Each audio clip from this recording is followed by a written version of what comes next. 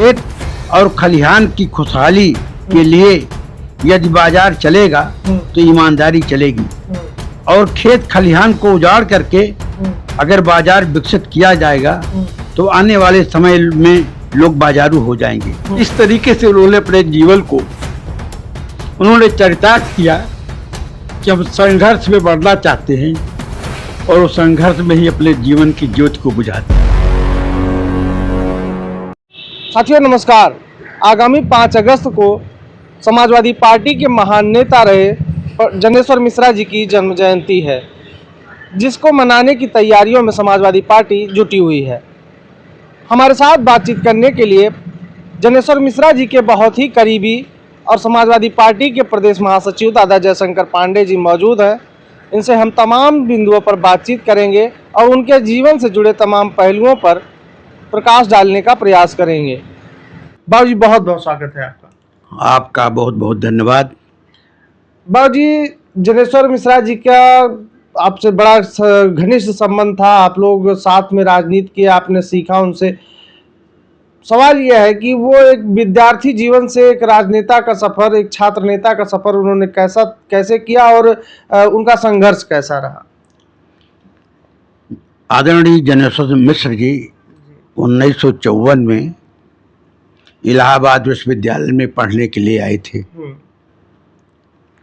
1957 में जब लॉ के विद्यार्थी बने तो वह अपने विद्यार्थी काल में ही सपना, संकल्प और संघर्ष के प्रतीक बन गए। मुझे अच्छी तरीके से ये जानकारी है कि जनेश्वर जी का इलाहाबाद के विद्यार्थियों पर बड़ा जबरदस्त असर था। लोग उनको मानते थे अपना नेता। लोग उनको नेता इसलिए नहीं मानते थे कि वह बहुत बड़े आदमी थे। उनको लोग नेता इसलिए मानते थे कि लोग विद्यार्थियों के बीच में घुल मिल करके उनके संघर्ष को हमेशा नया आयाम देने का प्रयास करते थे। कोई किस्सा उनके इस संघर्ष से जुड़ा अगर आप बताएं तो हमारे दर्शक को अच्छा लगे। 1958 में इलाहाबाद विश्वविद्यालय में चौक के जीरो रोड पर मानसरोवर सिनेमा हॉल था। कुछ विद्यार्थियों को टिकट के मामले को लेकर के वहां कहा सुनी हुई, और वो कहा सुनी देखते देखते एक बड़े संघर्ष के रूप में बदल गया। काफी लड़के उसमें मारे पीटे गए। उन घायलों को देखने के लिए जब श्री जनेश्वर जी गए वहां पर तो निर्मम लाठीचार्ज हुआ, और उस लाठीचार्ज में जनेश्वर जी का सर फट गया। लगातार खून गिर रहा था, चू रहा था, और वह निरपेक्ष भाव से बैठे हुए एक सिगरेट पी रहे थे, और हजारों हजार जनता खड़ी हुई देख रही थी पुलिस के अत्याचार। और एक डिप्टी एसपी ने तो उनको इंगित करके मारा था। पूरे इलाहाबाद में इस घटना का, और खासकर विद्यार्थियों में, और दूसरे दिन जब अखबार में छपा तो इसका बहुत बड़ा प्रोपोगंडा हुआ। और उस समय समाजवादी युवजन सभा पूरे प्रदेश के अंदर छाई हुई थी और छा रही थी। दो ही विद्यार्थी 3 संगठन थे। एक समाजवादी युवजन सभा समाजवादियों का था, विद्यार्थी परिषद जनसंघ पार्टी था, स्टूडेंट फेडरेशन कम्युनिस्ट पार्टी का था। लेकिन इस मानसरोवर की घटना ने पूरे उत्तर प्रदेश के विद्यार्थी समाज को हिला दिया। संयुक्त सोशलिस्ट पार्टी के नेता छुन्नन गुरु थे, जो वहां के सबसे बड़े नेता थे। शालिग्राम जायसवाल जी थे, राजनारायण जी गए, और जनेश्वर जी को तो देखते ही राजनारायण जी जैसे विक्षिप्त जैसे हो गए। इतना खून था, इतने घायल हुए उन्होंने थे। उनके भीगे हुए कपड़ों को हम्म, सुंदर गुरु ने विधानसभा में हम्म, ललकारते हुए दिखाया था। हम्म,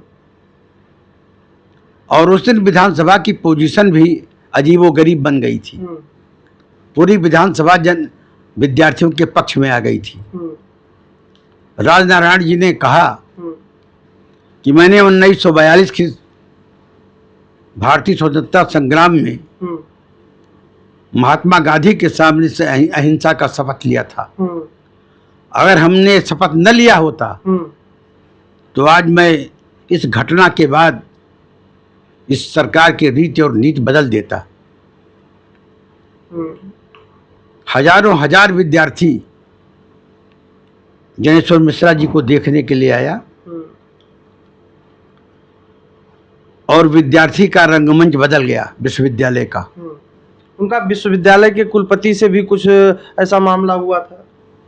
नहीं, ये तो बात की बात है। हम्म, इस घटना के बाद जनेश्वर जी पूरे उत्तर प्रदेश में हम्म, विद्यार्थियों के बहुत सम्मानीय नेता बने। हम्म, और इसी के कुछ दिन बाद हम्म, इलाहाबाद विश्वविद्यालय का दीक्षांत समारोह था। हम्म, के.एम. मुंशी साहब गवर्नर थे, हम्म, वो आए हुए थे। हम्म,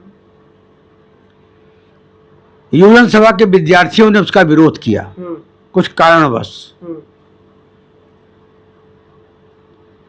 प्रशासन को लगा कि इसकी अगुवाई जनेश्वर मिश्रा जी कर रहे हैं। हम्म, लड़कों ने गो बैक के नारे लगाए। हम्म, तो उस समय इलाहाबाद विश्वविद्यालय के प्राक्टर कृष्णरामचारी साहब थे। हम्म, उन्होंने कहा, जनेश्वर तुम तो बहुत समझदार विद्यार्थी हो, हम्म, तुमने के.एम. मुंशी का विरोध किया, मुझे कोई आपत्ति नहीं है, हम्म, ये तुम्हारा लोकतांत्रिक अधिकार है। हम्म, लेकिन तुमने गवर्नर गो बैक क्यों कहा? हम्म, तुम तो डॉक्टर लोहिया के अनुयायी हो, हम्म, तुमने अंग्रेजी हटाओ आंदोलन चलाया था, हम्म, तुमने वापस जाओ क्यों नहीं कहा? हम्म, तुमने गो बैक क्यों कहा? हम्म, तुम्हारे संस्कार में क्या हिंदी नहीं थी? हम्म, यह बात जनेश्वर जी को भीतर तक चीर गई थी। हम्म, कृष्णरामचारी साहब बाद में गवर्नर बने थे। हम्म, उस घटना के कुछ दिन बाद हम्म, टंडन जी वाइस चांसलर होकर आई इलाहाबाद विश्वविद्यालय की। हम्म, उन्होंने एक विद्यार्थी को एक तमाचा मार दिया। हम्म, उस समय उत्तर प्रदेश में किसी विद्यार्थी को कोई वाइस चांसलर ने हम्म, कभी मारा नहीं था। हम्म, ये पहली घटना थी हम्म, कि वाइस चांसलर ने एक तमाचा मार दिया। हम्म, इसको लेकर के विद्यार्थियों ने आंदोलन किया। हम्म, जनेश्वर जी ने 3 बार वाइस चांसलर के कार्यालय का घेराव किया। हम्म, यह आंदोलन लंबा खिंच गया। हम्म, वाइस चांसलर साहब ने विश्वविद्यालय एग्जीक्यूटिव काउंसिल के मेंबर हम्म, श्री कन्हैया लाल मिश्रा जी, हम्म, जो उत्तर प्रदेश सरकार के एडवोकेट जनरल भी थे, हम्म, उनको विद्यार्थियों में मध्यस्थता करने के लिए हम्म, नियुक्त किया। हम्म, मिश्रा जी ने विद्यार्थियों की बात सुनी हम्म, और विश्वविद्यालय प्रशासन की भी बात सुनी। हम्म, तो उन्होंने कहा कि पहले विद्यार्थी अपना आंदोलन वापस ले, तब वार्ता होगी। हम्म, लेकिन विद्यार्थी लोग अड़ गए। हम्म, कहे पहले माफी मांगे वाइस चांसलर साहब, हम्म, तब हम आंदोलन वापस लेंगे। हम्म, लेकिन इसके बाद आंदोलन और तेज हो गया। हम्म, जब आंदोलन तेज हो गया तो वाइस चांसलर ने हॉस्टल खाली कराने का ऑर्डर कर दिया। हम्म, इलाहाबाद विश्वविद्यालय पूरी छावनी बन गई। हम्म, उसी समय जवाहरलाल नेहरू जी जो देश के प्रधानमंत्री थे, हम्म, वो इलाहाबाद आए। हम्म, चूंकि स्वराज भवन विश्वविद्यालय के सामने ही था, हम्म, पूरा इलाहाबाद विश्वविद्यालय पुलिस से भरा हुआ था। जवाहरलाल जी ने हेराल्ड अखबार में हम्म, और लीडर अखबार में छपा जवाहरलाल जी ने देखा तो उन्होंने अपने सूत्रों से पूरी बात का पता लगाया, प्रशासनिक स्तर पर पता लगाया। फिर उन्होंने कन्हैयालाल मिश्रा जी, जो उस समय एडवोकेट जनरल थे और एग्जीक्यूटिव काउंसिल के मेंबर थे इलाहाबाद यूनिवर्सिटी के, उनको बुलाया,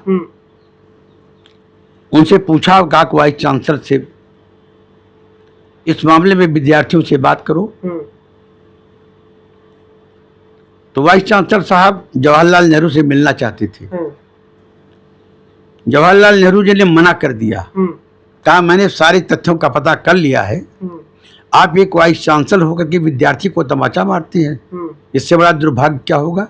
पहले आप विद्यार्थियों को जो रेस्ट्रिकेट किए उनको वापस लीजिए और आप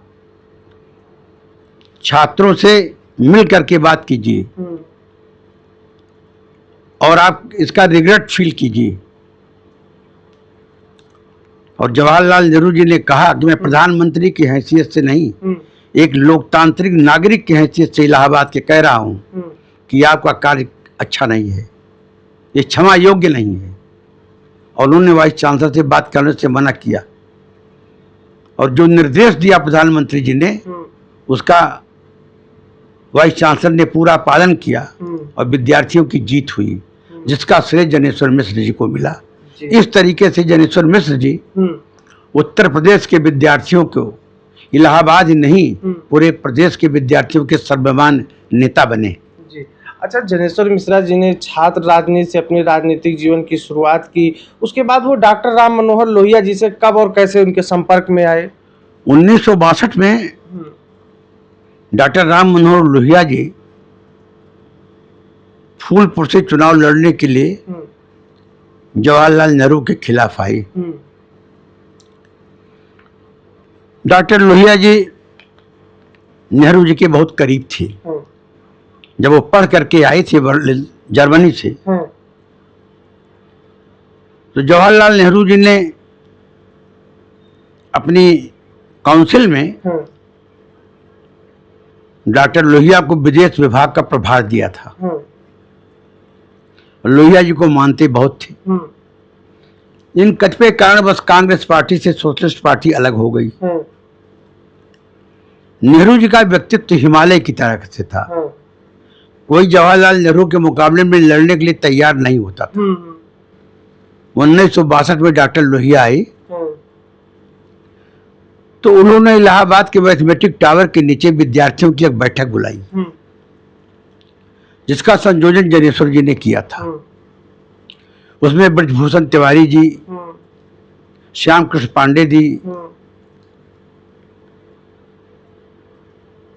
मोहन सिंह जी थे, सतीश अग्रवाल जी थे, श्री राम द्विवेदी जी थे,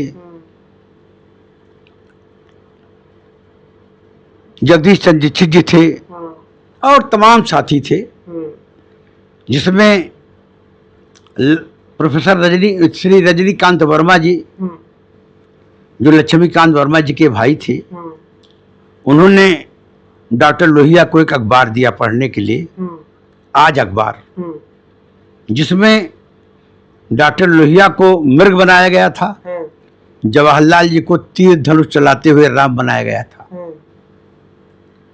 तो उसको देख करके लोहिया जी हंसे। नेहरू जी ने, जवाहरलाल जी ने लोहिया को एक पत्र लिखा था कि अगर तुम मेरे मुकाबले में फूलपुर में चुनाव लड़ोगे तो मैं लोकसभा क्षेत्र के अंदर नहीं आऊंगा। लेकिन जब चुनाव गर्म हुआ, वातावरण बदलने लगा, तो नेहरू जी को शंका हुई। उस चुनाव का संयोजन जनेश्वर मिश्रा ही कर रहे थे। नेहरू जी मजबूर हो गए और उन्होंने इलाहाबाद के फूलपुर लोकसभा के चारों तरफ जो गैर जिले थे वहां बड़ी बड़ी मीटिंगों को किया और जो जवाहरलाल नेहरू जी लाखों वोट में जीतते थे वो हजारों वोट में सिमट आई। ये जनेश्वर मिश्रा का कुशल संगठन का प्रबंधन था कि 84 पोलिंगों पर डॉक्टर लोहिया चुनाव जीत गए थे। इस तरीके से जनेश्वर जी डॉक्टर लोहिया के बहुत करीब आई। मतलब वो जमीन पर उनकी पकड़ और संवाद की जो क्षमता थी बहुत अच्छी थी। हाँ, बहुत अच्छी थी। और इसके बाद लोहिया जी जब तक सांसद रहे, जनेश्वर जी उनके निजी सचिव की हैसियत से काम किए। और डॉक्टर लोहिया का इतना बड़ा असर पड़ा कि जब उस मीटिंग हो रही थी विद्यार्थियों की, तो उन्होंने कहा कि अगर तुम्हारे सर को टकरा दिया जाए पहाड़ से तो क्या होगा। तो लगभग सभी लोगों ने कहा कि हमारा सर टूट जाएगा। तो लोहिया जी ने कहा हंसते हुए कि मैं भी जवाहरलाल नेहरू के हिमालयी व्यक्तित्व से ये सर टकरा रहा हूं और ये जानता हूं कि मेरा सर टूट जाएगा, लेकिन समाजवादियों, अगर तुम लगातार इस हिमालयी व्यक्तित्व से सर टकराते रहोगे तो एक दिन ऐसा आएगा कि हिमालयी व्यक्तित्व में दरार पड़ेगी और उससे जो भी किरण निकलेगी वो तुम्ही लोगों में से किसी एक की होगी, चाहे जनेश्वर की ही क्यों न हो। और उसी क्षेत्र से फिर जवाहरलाल नेहरू जी के बाद सन 62 में चुने गए वो। फिर उनके निधन के बाद उस सीट से विजय लक्ष्मी पंडित जी चुनाव लड़ी और जनेश्वर मिश्रा विजय लक्ष्मी जी के मुकाबले चुनाव लड़े। उस समय भी जनेश्वर मिश्रा बहुत अच्छा चुनाव लड़ रहे थे। राजेंद्र कुमारी वाजपेयी जी कांग्रेस पार्टी के नेता थी, वो विजय लक्ष्मी जी के साथ थी। तो पत्रकारों ने पूछा विजय लक्ष्मी जी से कि आप जिसके मुकाबले चुनाव लड़ रही हैं वो लड़का तो जेल में बंद है और चुनाव में कुछ ही दिन बचा है,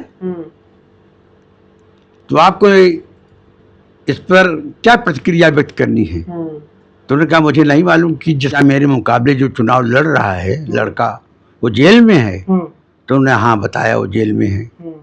तो उन्होंने उत्तर प्रदेश सरकार पर दबाव डाला और जनेश्वर जी छूटे, लेकिन थोड़े ही दिन बचे थे और फिर जनेश्वर जी थोड़े वोट से उनसे चुनाव हार गए।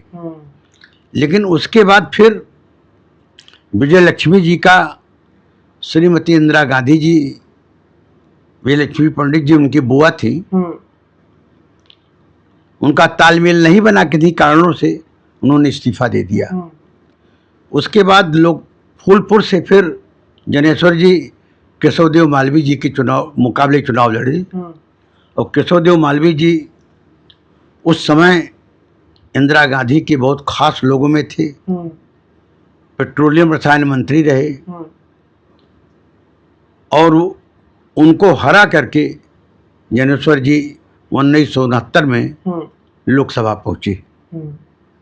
अच्छा, ये डॉक्टर राम मनोहर लोहिया जी के करीबी रहे, तो नेताजी के भी बहुत करीबी माने जाते रहे हैं जनेश्वर मिश्रा जी, तो उनका उनसे संबंध कैसा था नेताजी का? 1967 में आदरणीय मुलायम सिंह यादव जी चुनाव लड़ रहे थे इटावा के जसवंत नगर से। तो लोहिया जी के नजदीक होने के नाते वो हर जगह चुनाव में दौरे पर जाते थे और मुलायम सिंह जी के चुनाव में जनेश्वर जी ने प्रभावी ढंग से काम किया। जनेश्वर जी की कुशल संगठन और एक अच्छा वक्ता होने के नाते मुलायम सिंह जी जनेश्वर जी से बहुत प्रभावित थे और इसके बाद जनेश्वर जी का मुलायम सिंह से संबंध लगातार प्रगाढ़ होता गया। मुलायम सिंह जी जनेश्वर जी को अपना नेता मानते थे और जनेश्वर जी मुलायम सिंह जी को अपना नेता मानते थे। दोनों लोग एक दूसरे को नेता मानते थे। ऐसा क्यों था, कुछ इसके पीछे कारण?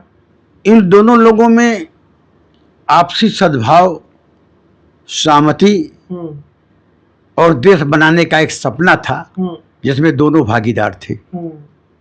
इसलिए एक दूसरे के पूरक थे। अच्छा, एक बड़ा चर्चित घटना है जब देवरिया में किसानों का आंदोलन चल रहा था, जब नेताजी की गिरफ्तारी हुई थी, उस समय का जो किस्सा है बड़ा चर्चित है। क्या कुछ मामला था उस समय? उस समय किसान आंदोलन चल रहा था, गन्ना आंदोलन चल रहा था, हम्म, और गन्ना आंदोलन में सब लोग जेल चले गए। हम्म, जनेश्वर जी भी जेल चले गए थे। हम्म, उसी समय दुर्भाग्य से उनकी पत्नी का स्वर्गवास हो गया। हम्म,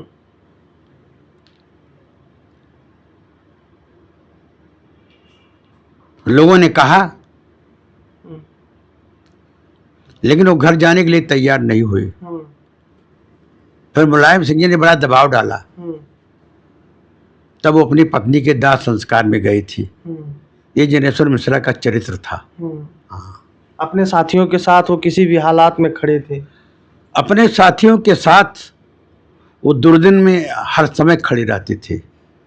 अच्छा, एक जो सबसे चर्चित किस्सा है अखिलेश यादव जी से जुड़ा है कि जब उन्होंने अखिलेश यादव जी को राजनीति में एंट्री कराई, परिवारवाद का बड़ा आरोप लगता था। तब जनेश्वर मिश्रा जी क्या कुछ उनके विचार? जनेश्वर जी ने ही अखिलेश यादव जी को सन 2000 में कन्नौज में चुनाव में लोकसभा के चुनाव में जब उपचुनाव हुआ था, उसका नामांकन आदरणीय जनेश्वर मिश्रा जी ने ही कराया था। और जब पत्रकारों ने पूछा कि परिवारवाद है, उन्होंने कहा परिवारवाद नहीं है, ये संघर्ष का परिवार है। ये उन्होंने जवाब दिया था जनेश्वर जी ने। ये संघर्ष का परिवारवाद है, से संघर्ष का परिवार है। और जनेश्वर जी आदरणीय अखिलेश यादव जी के क्रियाकलापों से प्रभावित थे। और ये वही एक संयोग था कि आज उत्तर प्रदेश में और देश में आदरणीय अखिलेश यादव जी समाजवादी पार्टी के राष्ट्रीय अध्यक्ष हैं, और उन्हीं के नेतृत्व में आज समाजवादी पार्टी देश की तीसरी बड़ी पार्टी बनी हुई है। जी, एक सबसे अहम सवाल है कि एक राजनेता के तौर पर, एक छात्र नेता के तौर पर, एक कुशल नेतृत्वकर्ता के तौर पर जनेश्वर मिश्रा जी आज भी जाने जाते हैं, लोग याद करते हैं। अच्छा, उनका जो समाज को लेकर उनकी कैसी भावनाएं थी, कि उनको कैसा समाज उनको चाहिए था, वो चाहते थे कि समाज कैसा बने? हमारे देश के प्रसिद्ध चिंतक आदरणीय चित्तरंजन मिश्र जी, जो गोरखपुर विश्वविद्यालय के हिंदी के हेड ऑफ डिपार्टमेंट थे जी, और अंतर्राष्ट्रीय महात्मा गांधी वर्धा विश्वविद्यालय में वो प्रतिकुलपति थे जी, उन्होंने जनेश्वर मिश्रा के संघर्षों पर बातचीत करते हुए समाज के बारे में कहा था कि जनेश्वर मिश्रा एक ऐसी समाज की कल्पना करते थे। उनका कहना था कि वो एक ऐसा समाज बनाना चाहते थे कि जिसके अंदर गरीबी, भुखमरी और गैर बराबरी न हो। इंसान की इज्जत बाजार के माल की तुलना में ज्यादा हो। खेत खलिहान में खुशहाली हो। खेत और खलिहान की खुशहाली के लिए यदि बाजार चलेगा तो ईमानदारी चलेगी, और खेत खलिहान को उजाड़ करके अगर बाजार विकसित किया जाएगा तो आने वाले समय में लोग बाजारू हो जाएंगे। जिस समाज में लोग बाजारू हो जाएंगे उस समाज न तो अपनी इज्जत बचा पाएगा और न स्वाधीनता बचा पाएगा, न भाषा बचा पाएगा, न अपनी संस्कृति बचा पाएगा, न अपने पुरखों बचा पाएगा और न संततियों को बचा पाएगा। और ऐसा समाज एक निठल्ला समाज बन जाएगा जिससे समाज और देश कोई आशा नहीं कर सकता। ये उनका समाज बनाने का सपना था। जी, आप भी जनेश्वर मिश्रा जी के बड़े करीबी रहे, आपने उनसे बहुत कुछ सीखा होगा। आप उनसे कब मिले और कैसे संबंध थे उनसे? हमारा जनेश्वर जी का बहुत पुराना परिचय है। मैं उस समय 11वें दर्जा का छात्र था। रामबली नेशनल इंटर कॉलेज में यूनियन का उद्घाटन होना था। उस समय हमारे नेता, हम लोगों के नेता आदरणीय श्री श्री राम द्विवेदी जी थे, जो इलाहाबाद में पढ़ रहे थे और जनेश्वर जी के करीब थे। मैं उन्हीं के साथ सबसे पहले जनेश्वर मिश्रा जी को देखा था। हम लोगों ने श्री राम द्विवेदी से निवेदन किया कि जनेश्वर जी को ले आइए और रामबली स्कूल में छात्र संगठन का उद्घाटन करवा दीजिए। जनेश्वर जी विद्यार्थी नेता थे ही। वो गोसाईगंज आए, मेरे घर पर ही रहे। श्री महादेव प्रसाद वर्मा जी जो रामबली नेशनल इंटर कॉलेज के प्राचार्य थे और बहुत बड़े नेता थे, विधायक रहे, बाद में एमपी भी हुए राज्यसभा के। उन्होंने भी बहुत स्वागत किया और बहुत क्रांतिकारी भाषण जनेश्वर मिश्रा जी ने दिया और हम लोग उससे बड़े प्रभावित हुए। हम लोगों का परिवार तो शुरू से कांग्रेसी था, लेकिन जनेश्वर मिश्रा जी के प्रभाव से हम लोग समाजवादी विचारधारा से प्रभावित हुए और आज तक उनकी विचारधारा से प्रभावित हैं। अच्छा, उनका आखिरी समय कैसा था? क्योंकि संघर्ष तो उन्होंने जीवन भर किया, छात्रों के लिए किया, समाज के लिए किया। उनका आखिरी समय कैसा बीता? डॉक्टर जनेश्वर मिश्रा जी बहुत खुश होते थे तो कहते थे, पांडे जी हम लोगों के साथ के लोगों को, हमारे मित्र राजमणि पांडे जी हैं जो पूर्व विधायक बस्ती हैं, गोरखपुर के साथी राम सिंह हैं जो गोरखपुर विश्वविद्यालय के छात्र संघ के अध्यक्ष थे। हम लोगों से उन्होंने हंसते हुए कहा कि मैं चाहता हूं कि मेरा अंत समाजवादी आंदोलन में संघर्ष करते हुए पुलिस की लाठी से अगर मेरी मौत हो जाती तो मेरी जो शहादत है वो आने वाले भविष्य के लिए समाजवादी आंदोलन के लिए मील का पत्थर बनती। ये वो हंस के कहा करते थे। लेकिन मुझे याद है कि उस समय गरीबी, बेकारी, बेरोजगारी के खिलाफ उत्तर प्रदेश बंद का आह्वान हुआ था। 19 तारीख जनवरी को इलाहाबाद में एक बहुत बड़ा आयोजन हुआ, प्रदर्शन हुआ। जनेश्वर जी उसके मुख्य अतिथि थे। उन्होंने लगभग 1.5 घंटा भाषण किया। 20 तारीख को हमारे मित्र अवधेश आनंद जी गंगा तीरे संगम तट पर चिंतन शिविर का आयोजन करते हैं। 20 तारीख और 21 तारीख को उस चिंतन शिविर में आदरणीय जनेश्वर मिश्रा जी गए और बोले और उनको 21 तारीख की रात में ही दिल्ली जाना था, लेकिन वो नहीं गए। और 22 तारीख को इलाहाबाद में सप्रू हॉस्पिटल में उनका स्वर्गवास हो गया। इस तरीके से उन्होंने अपने जीवन को चरितार्थ किया कि हम संघर्ष में बढ़ना चाहते हैं और उस संघर्ष में ही अपने जीवन की ज्योति को बुझा दी।